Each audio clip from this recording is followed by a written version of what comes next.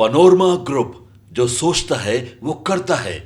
भारत में जहां एक ओर 10 साल पुरानी डीजल कार और 15 साल पुरानी पेट्रोल गाड़ियों को कानूनन स्क्रैप के लिए भेजा जा रहा है, वहीं दूसरी ओर 50 से लेकर 100 साल पुरानी विंटेज कारें आज भी सड़कों पर शान से चलती दिखती हैं।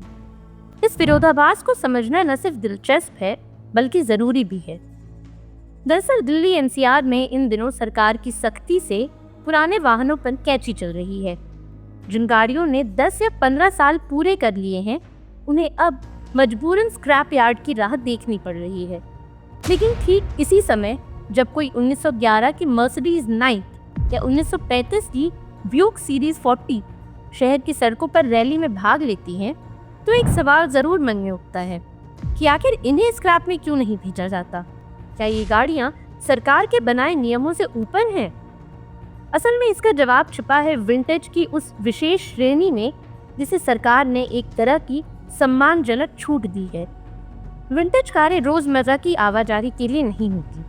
ये कोई सामान्य वाहन नहीं बल्कि चलते फिरते इतिहास का हिस्सा होती हैं। इन्हें मुख्य रूप से विंटेज रैली, प्रदर्शनी, खास समारोह या सीमित अवसरों पर चलाया जाता है। क्योंकि इनका उपयोग दुर्लभ और प्रतीकात्मक होता है, इसलिए न ये ट्रैफिक पर बोझ बनती हैं, न ही पर्यावरण पर गंभीर प्रभाव डालती हैं। अब आपको बताते हैं कि कौन सी गाड़ियां विंटेज कार की श्रेणी में आती हैं। दरअसल भारत में विंटेज कार का टैग पाने के लिए किसी वाहन का कम से कम 50 साल पुराना होना जरूरी है। इसका मतलब है कि आज के दौर में 1974 या उससे पहले बनी गाड़ियां इस श्रेणी में आती हैं। इन कारों में आधुनिक तकनीक नहीं होती, लेकिन इनकी खूबसूरती, बनावट और इतिहास इन्हें बेशकीमती बना देती है।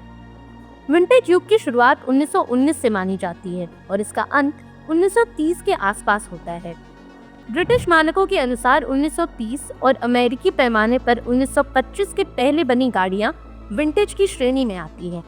वहीं भारत में आज भी 100 साल पुरानी विंटेज कारें मौजूद हैं, जैसे कि 1911 की मर्सिडीज नाइट, जिसे भारत की सबसे पुरानी चालू हालात में मानी जाने वाली कार कहा जा सकता है। इसके अलावा 1925 की फैंटम रोल्स रॉयस, 1935 की ब्यूक सीरीज 40 और 1947 की पैकर्ड क्लिफर भी सड़कों पर गौरव के साथ उतरती हैं। इसके अलावा इन विंटेज कारों के मालिक कोई आम लोग नहीं होते। भारत के कई पुराने राजघरानों जैसे उदयपुर, जयपुर, जूनागढ़, हैदराबाद, बड़ौदा आदि के पास आज भी शानदार विंटेज कलेक्शन मौजूद है। साथ ही कुछ बड़े कारोबारी और कला प्रेमी भी इन्हें खरीद कर सहेजते हैं, जैसे कि गौतम सिंघानिया और अहमदाबाद के प्राणलाल भोगीलाल। इन लोगों ने न केवल इतिहास को जीवित रखा है बल्कि उसे सड़क पर चलने योग्य भी बनाया है। इसके अलावा इन गाड़ियों का रजिस्ट्रेशन भी आम गाड़ियों से बिल्कुल अलग होता है। इनका विशेष रजिस्ट्रेशन नंबर होता है XXVAYY####।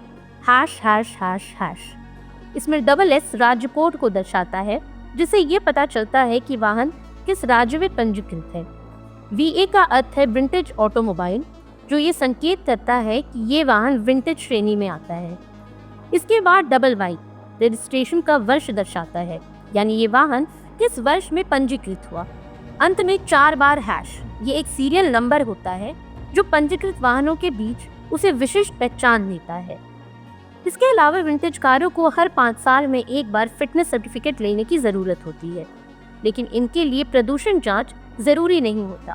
हाँ, यदि कोई मालिक इन गाड़ियों को बिना अनुमति ट्रैफिक में दौड़ाता है तो उस पर भी चालान लग सकता है।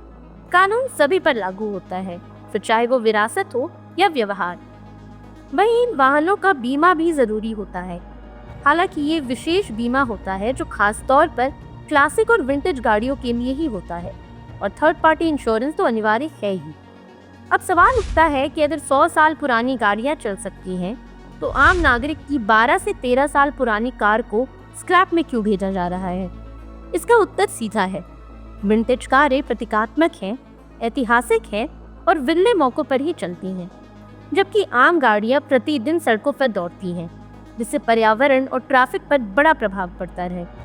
यही वजह है कि सरकार ने एक ओर विंटेज को विरासत का दर्जा दिया है और दूसरी ओर आम गाड़ियों को उम्र पूरी होने पर स्क्रैप करने का नियम बनाया है।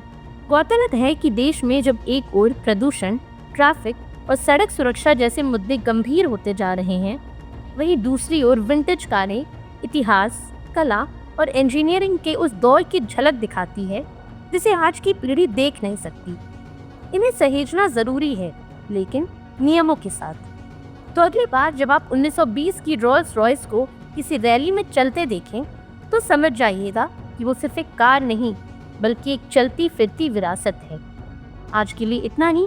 ये सामग्री आपके लिए जुटाई थी उर्वशी शेखर ने और वीडियो संयोजन किया था राहुल कुमार ने।